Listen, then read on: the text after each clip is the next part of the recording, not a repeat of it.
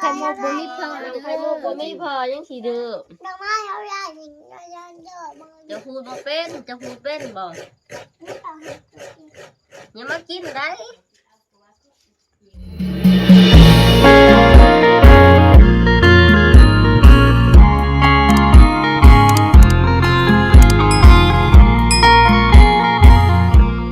พี่น้องพบพอกับเซาดาตอนแรกมื้อนี้ยินดีตอนรับเข้าสู่ช่องพุรดาเซาลาคือเก่าพี่น้อง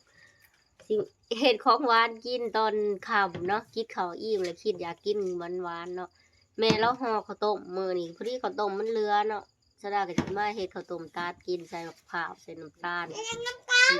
สิมาขูดมะพร้าวแหละเซาดาก็สิมาขูดมะพร้าวก่อนเนาะเป็นขั้นตอนแรกเซาดาสิขูดมะพร้าวว่ามะพร้าวไปต่อยมาแต่ต้องเว้นเลยทุกคนนี่จะเฮ็ดข้าวต้มตัดนี่จะเอามาขูดเลยดี เครื่องอุปกรณ์เครื่องมือห้าขูดมะพร้าวเนาะเอาขูดเป็นบ่แหน่เฮ็ดบ่เป็น3เบิ่งก็สิเฮ็ดบ่แล้วจะมาขูดมะพร้าวเลยเนาะทุกคนเนาะ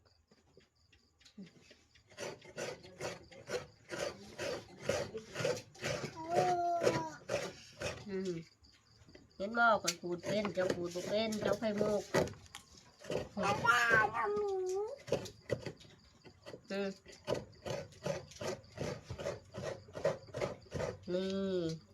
นี่แล้วก็โปหนึ่งพี่เนาะต่ออีกเช้าไข่มุกกับบ่ซอยแม่ขูดเนาะ จะกดอะไรอันนี้ จะขูดบ่เป็นจะขูดเป็นบ่ ไม่ต้องให้ตัวกิน อย่ามากินได้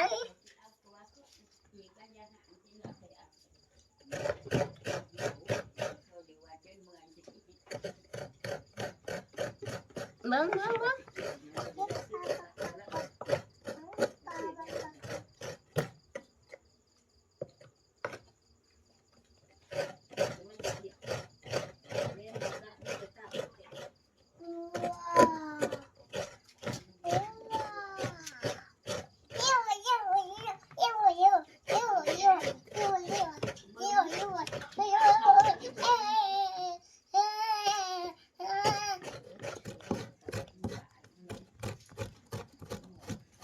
ไอ้งูมัน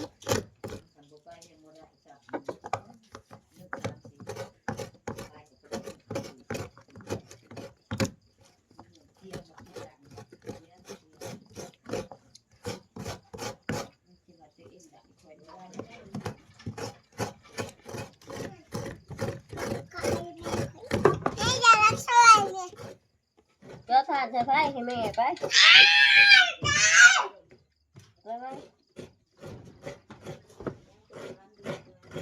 ใส่เอาผักเลยละใจเสียเนาะคน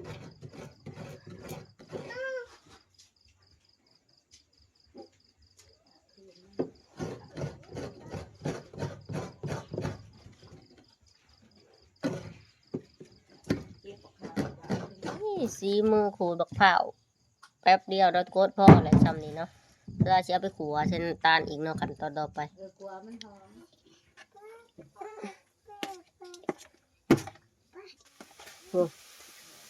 ขัวไผ่ลูกเลยเนาะ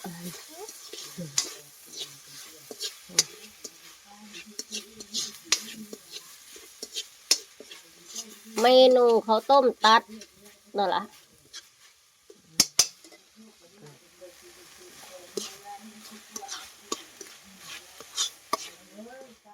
ขวบข้าวแล้วมาปอกข้าวต้มก่อนข้าวต้มมันง่ายๆยี่แม่เราเห็ดผมไม่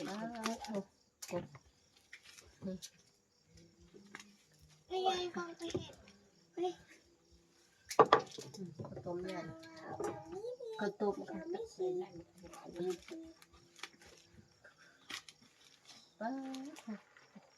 อันเด้เล่นได้หมดหงเลยที่โหอย่าเฮ็ดมันสิเข้ามอมันจะห่อหัวห่อหางเพื่อเมื่อบ่เมื่อ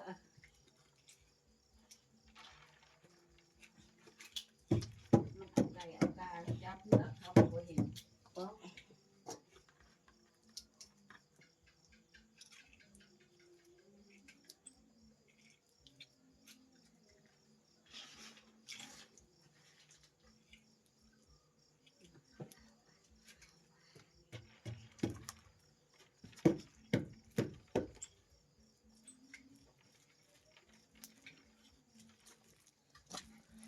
บ่ได้ยากดอกเฮ็ดข้าวต้มอันนี้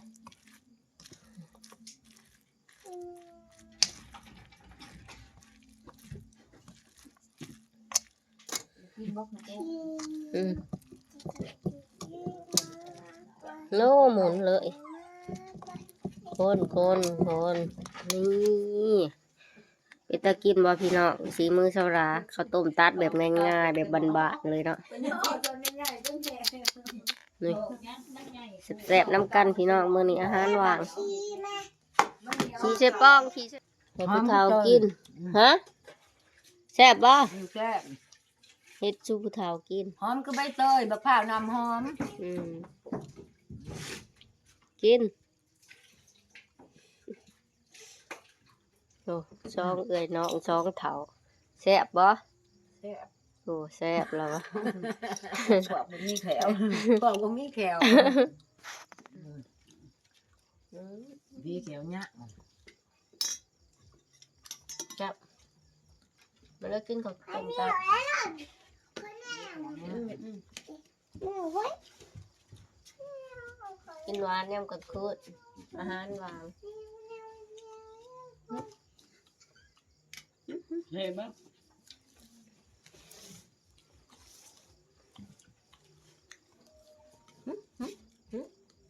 หึหึ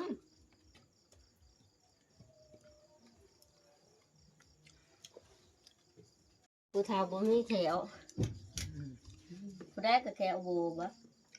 มีข้องได้แขวยังเต็มบ่ ยังเต็มแขวพงใหม่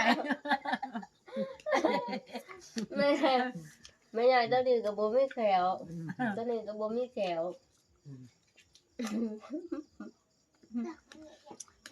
แค่คอยขึ้นนี่ ก็พี่ไปโทรศัพท์นะ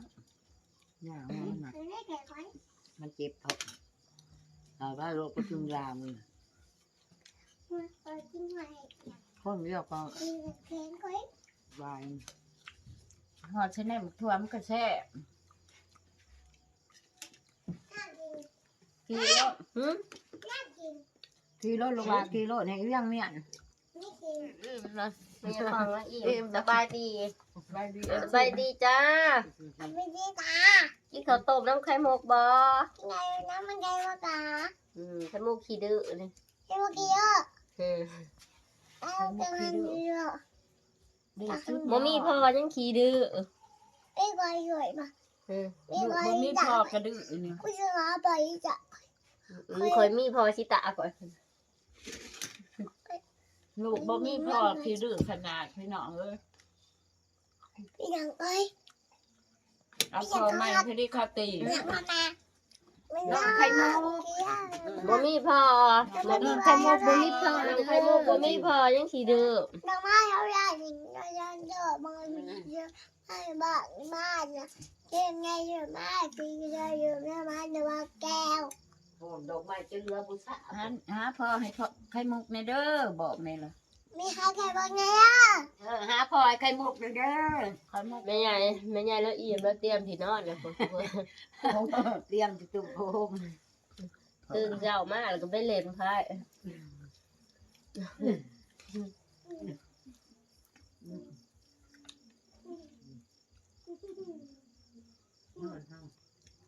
รสชาติแตก เป็นบ้าหยอนก็ปอกมา มื้อนี้ก็บ่มีหยังหลายคนเลย